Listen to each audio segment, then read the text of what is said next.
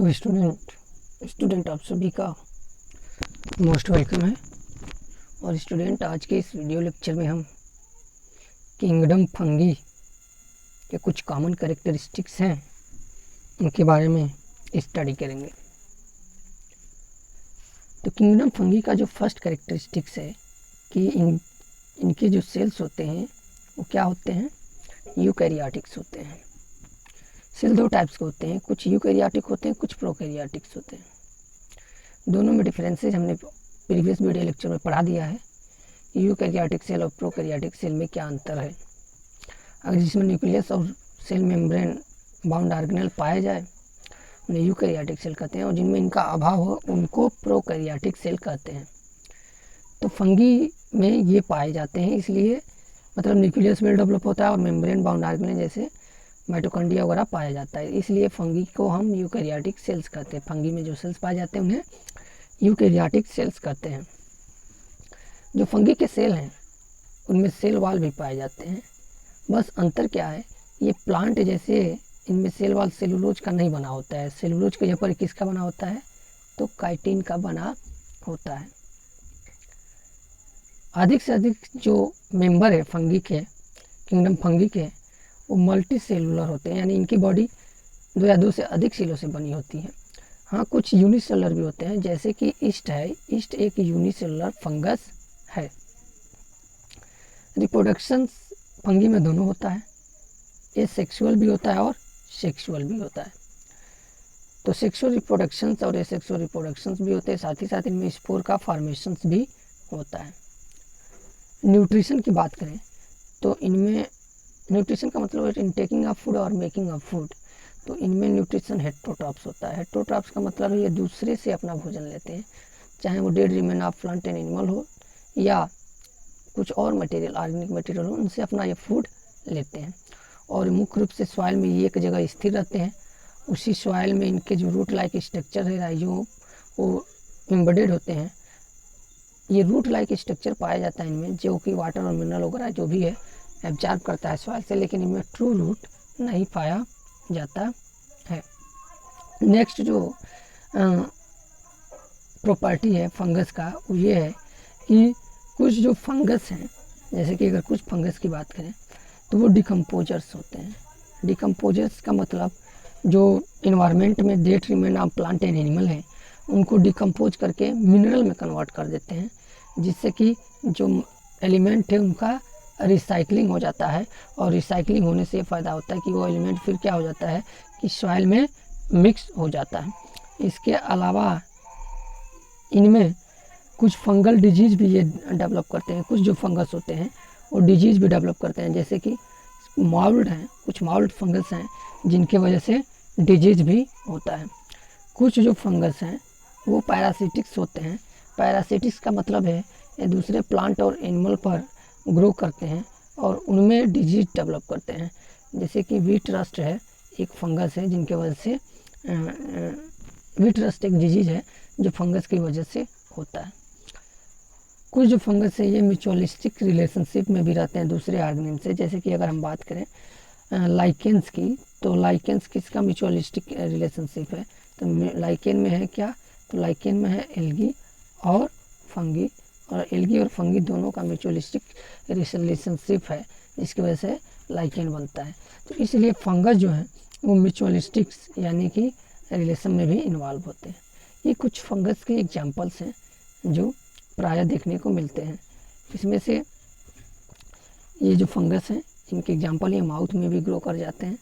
तो ये फंगस हैं, ऐसे कुछ होते हैं फंगस। अगर स्ट्रक्चरली देखा जाए तो फंगस कुछ ऐसे ही देखने को मिलते हैं। तो ये फंगस के एग्जांपल हैं। नेक्स्ट अगर हम बात करें अगर इंडिविजुअली इनके स्ट्रक्चर्स के बारे में, तो जो फंगस होते हैं यानी जो फंजाई होती हैं इनमें यूकैरियोटिक सेल्स पाए जाते हैं, यानी कि सभी मेम्ब्रेन बाउंड ऑर्गेनेल्स और न्यूक्लियस वेल डेवलपमेंट में पाया जाता है। इनमें क्लोरोप्लास्ट जो है कि नहीं पाया जाता है। साथ ही साथ इनकी बॉडी में थ्रेड लाइक माइक्रोस्कोपिक सेल्स पाई जाती हैं, जो लॉन्ग होती हैं, थ्रेड लाइक माइक्रोस्कोपिक सेल होते हैं, जिसे हम क्या बोलते हैं, हाइफी बोलते हैं। और ये थ्रेड लाइक माइक्रोस्कोपिक सेल्स बहुत ज़्यादा अमाउंट में जब एक दूसरे से मीट करती हैं तो माइसीलिया का फॉर्मेशन होता है।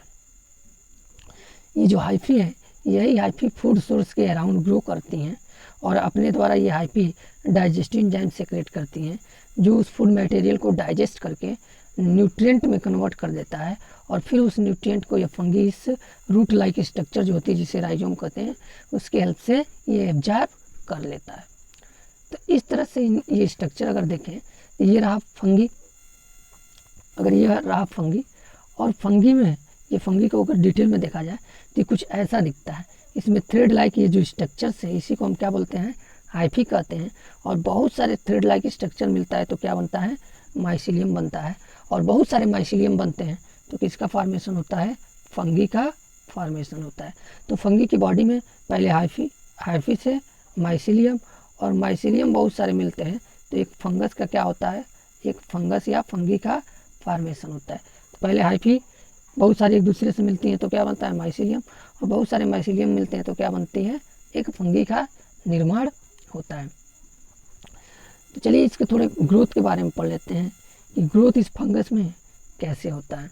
तो ग्रोथ है इस फंगस के बॉडी के टिप पर होता है, और ये जो ग्रोथ है इसी की वजह से ये कॉलोनाइज हो जाती हैं dead remain of plant and animal या लिविंग ऑर्गेनिक मैटर के ऊपर ये क्या हो जाती हैं, बहुत ज़्यादा अपनी कॉलोनी को क्या कर लेती है, बना लेती है। अगर न्यूट्रिशंस की बात करें कि फंगस में न्यूट्रिशंस कैसे होता है, तो हम जानते हैं कि फंगस क्या होते हैं, हेटेरोट्रॉपिक्स होते हैं, मतलब अपना भोजन दूसरों से प्राप्त करते हैं। तो अपने न्यूट्रिएंट किससे प्राप्त करते हैं, दूसरे ऑर्गेनिज्म से अपने न्यूट्रिएंट को प्राप्त करते हैं। अब ये जो न्यूट्रिएंट्स अपने दूसरे ऑर्गेनिज्म से प्राप्त करते हैं तो इनमें डाइजेशन जो है कैसा होता है, एक्स्ट्रा सेलुलर होता है, यानी सेल के बाहर होता है। यानी अगर मान लीजिए यह फंगस है और ये फंगस किसी सरफेस पे ग्रो कर गया, मान लीजिए इस सरफेस पे ग्रो कर गया ये फंगस, तो ये अपने द्वारा जो बनाया गया एंजाइम है ये आउटसाइड इस मटेरियल पर रिलीज कर देगा, फिर इसको डाइजेस्ट कर देगा।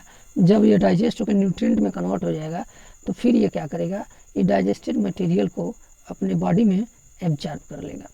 क्या कर लेगा, एब्जॉर्ब कर लेगा।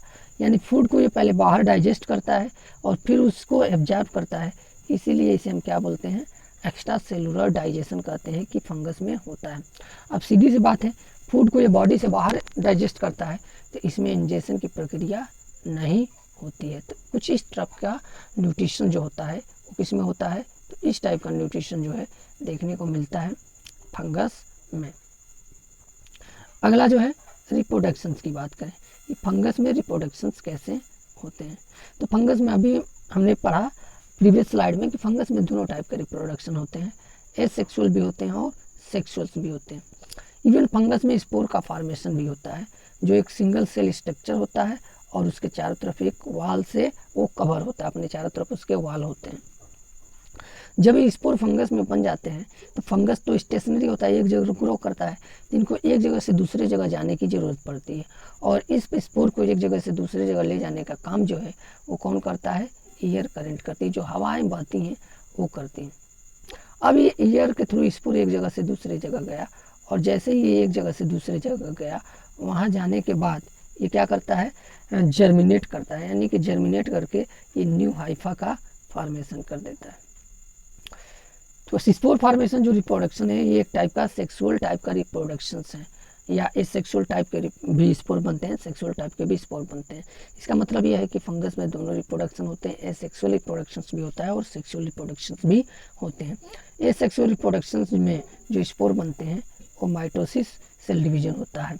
और माइटोसिस और मियोसिस सेल डिवीजन ऐसे सेल डिवीजन हैं, जो मियोसिस सेल डिवीजन है वो मुख्य रूप से रिप्रोडक्शन के समय होता है, जबकि माइटोसिस सेल डिवीजन रिप्रोडक्शन के अलावा जो है